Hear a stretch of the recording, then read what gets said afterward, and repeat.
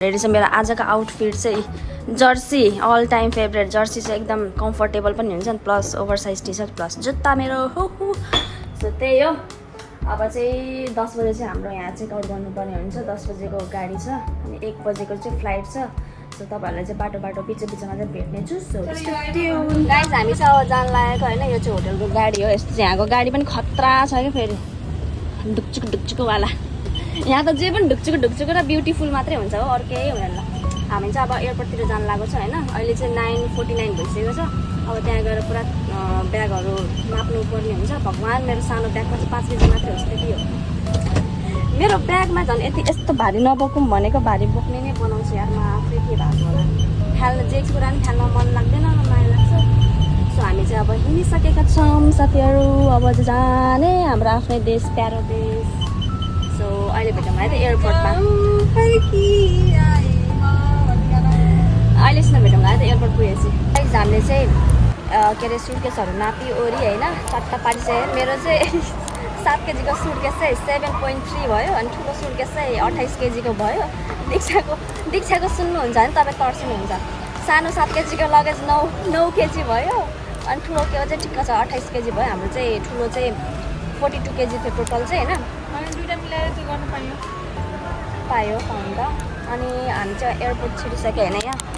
यो चाहिँ मलेसियाको यो हो के अरे यहाँ चाहिँ बोर्डिङ लिन्छ। सो अनि यहाँ चाहिँ दीक्षा छ, यहाँ म छ अनि हामीसँग को आउनु भएको टाढा हामीसँग आउनु भएको हामीलाई पुऱ्याउनको लागि यहाँको लोकल मान्छे भकुन्डे पिबल।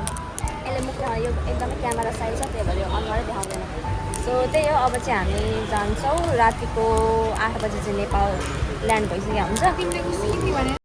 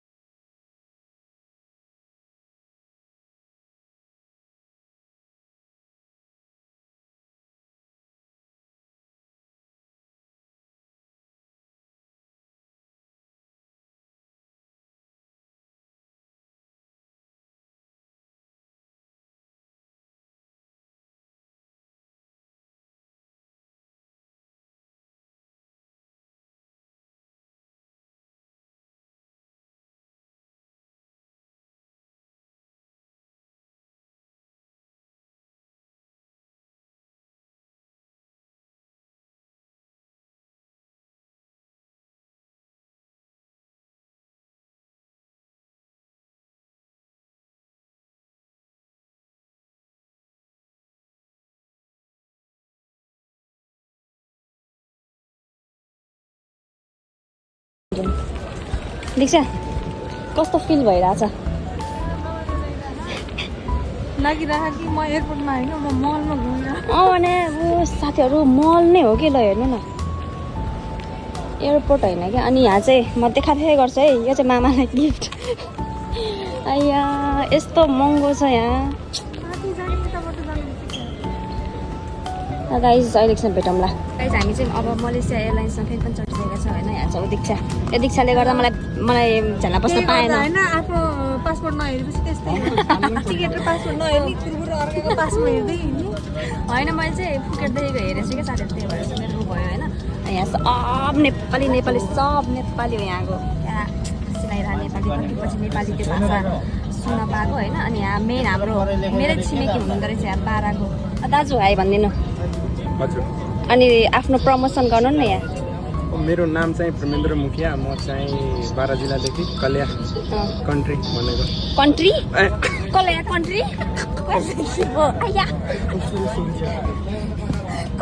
प्लेस पो होला त म चाहिँ मलेसिया कन्ट्रीबाट आज नेपाल जाँदैछु भन्नु न मिस्टेक अबदेखि बनाउनु हुन्छ फोन हजुर नबनाउने म त यही हाल्छु नि दाजुलाई चाहिँ भमिट आउँछ र त्यही भएर झाला बस्नु है होइन आउँदैन त त्यस्तो होइन के गाइस त्यस्तो लाग्यो मलाई केही टेन्सन लिन पर्दैन कि यस्तो भिडियो भाइरलै हुँदैन हुन्छ नि हुन्छ नि होइन बाह्रको मान्छे कस्तो हुँदैछ भन्नु न सुनाइदिनु न यो प्रुफ दिनु पछि के दाजुले चाहिँ डोजर चलाउनुहुन्छ अरे बालेन्सा डोजर चलाउनु बोलाउनु है अब नेपालमा डोजर चलाउनु जाँदै हुनुहुन्छ पुरा देश विकास गर्ने नि फेरि बालेन्सालाई होइन फेरि आउने मलेसियामा कस्तो लाग्छ तपाईँलाई मलेसिया चाहिँ राम्रो लाग्छ ठिकै छ अब नेपाल गएर छुट्टीमा गइरहेको छ अलिकति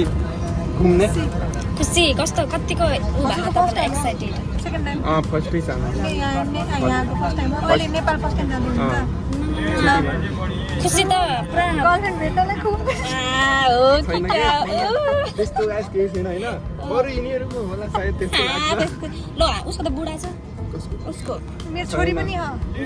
फोटो देखाइदेऊ न छोरी फोटो हेर्नु त लगाइस यिनीहरू त चहाइमै रहेछ त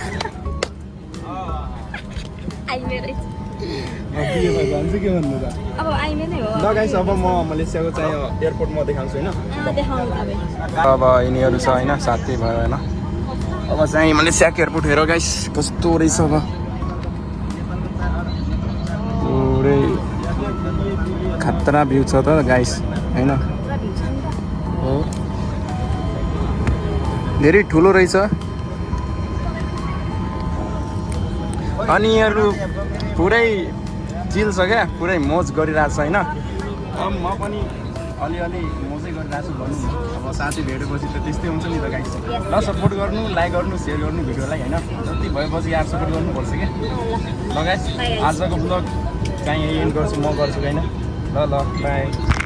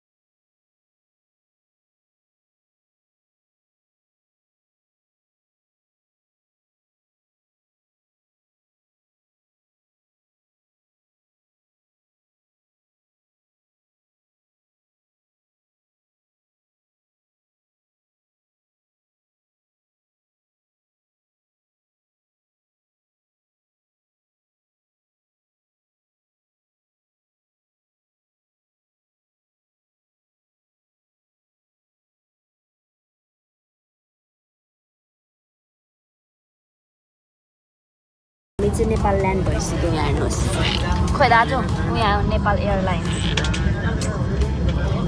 गाइस फाइनली यति खुसी हर्ष एक्साइटेड यति खुसी छु म नेपाल ल्यान्ड भएर कस्तो लागिरहेको तपाईँलाई एकदम रमाइलो लागिरहेछ ए मेरो मोबाइललाई तिमीलाई कस्तो लागिरहेको एकदम खुसी लाग्यो गाइस आफ्नो देश आएपछि खुसी लाग्छ नि हो कि हो नि फाइनली वी आर यसलाई लागेको छैन कि लागेको छैन किन लाग्यो होइन भनिदिनु त यस्तो किन लाग्यो होइन हट न हो कस्तो डर हात छि म त कतिखेर यो दीक्षालाई छोडेर जाउँ भइसक्यो यहाँ घरतिर गाइस 6 महिनापछि आउँदा त झन् तपाईँहरू कति वर्षपछि आउनु भा खै हेलो है भनिदिनु यस्तो 6 महिना जब 6 महिना बस्दा घरको याद आउने आफ्नो कन्ट्रीको याद आउने झन् 2 महिना 3 वर्ष 2 वर्ष आया बस्नको झन् के होला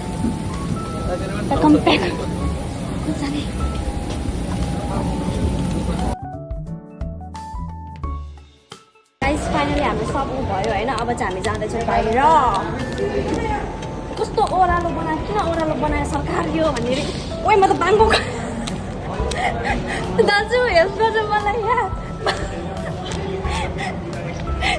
ल ल ल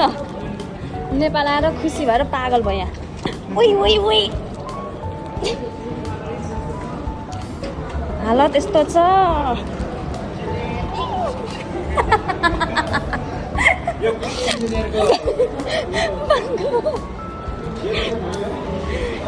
तरिका फाइनली हामी चाहिँ आइपुगिसक्यो नेपालमा ल्यान्ड भएर हाम्रो लगेज सगेज सब यहाँ छ अनि यहाँ छ हामी चाहिँ अब चाहिँ यो बाहिर जानु पर्यो भने चाहिँ मामा माइजू आउनु भएको छ लिनलाई आइपुग्यो के गर्दै हो भनेर मेसेज गर्नुभएको छ होइन तल जानु पऱ्यो तल ठिक छ त फेरि दीक्षा तर यहाँको मान्छे अलिकति रुड भयो मलाई मन परेन है